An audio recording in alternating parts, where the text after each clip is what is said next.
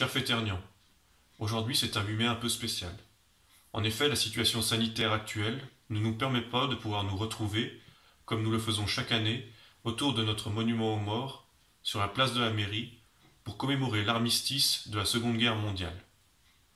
Cependant, cela ne doit en aucun cas être un frein à notre devoir de mémoire qui doit être de chaque instant quant aux événements qui, il y a 75 ans, ramenaient la paix en Europe. Il y a 75 ans, prenait fin en Europe, avec la capitulation de l'Allemagne hitlérienne, le conflit le plus meurtrier que l'humanité ait connu.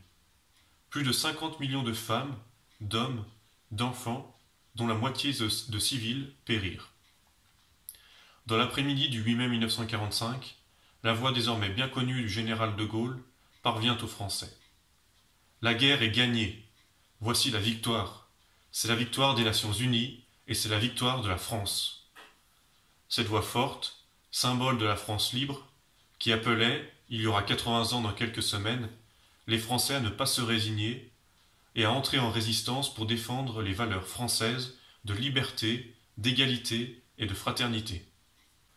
Souvenons-nous, en ce 8 mai, de toutes celles et tous ceux venus d'horizons différents, tant d'un point de vue sociologique que géographique, et qui ont par leur courage et leur audace fait triompher l'idée de la France libre. Associons à nos hommages également tous les résistants intérieurs qui ont joué un rôle fondamental dans cette lutte. Souvenons-nous et rendons hommage aux victimes de la déportation qui vécurent l'innommable et l'abomination des camps. Souvenons-nous et rendons hommage aux milliers de victimes civiles, hommes, femmes, enfants, qui vécurent des actes atroces de cette guerre.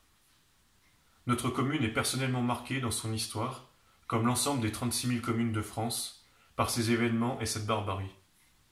En effet, notre commune de Féterne a été touchée en sa chair lors des rafles de février et juin 1944. Mais elle a également fait preuve de courage et d'héroïsme en adhérant au message de la résistance, avec comme symbole l'aide apportée lors de l'atterrissage forcé de l'avion militaire, le bombardier B-17, sur le plateau de Champéon.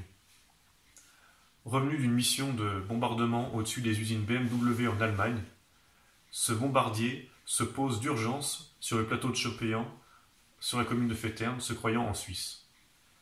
Les locaux permirent à l'équipage de rejoindre la Suisse pendant que d'autres démantelaient l'avion pour masquer cet événement aux forces allemandes présentes dans le secteur.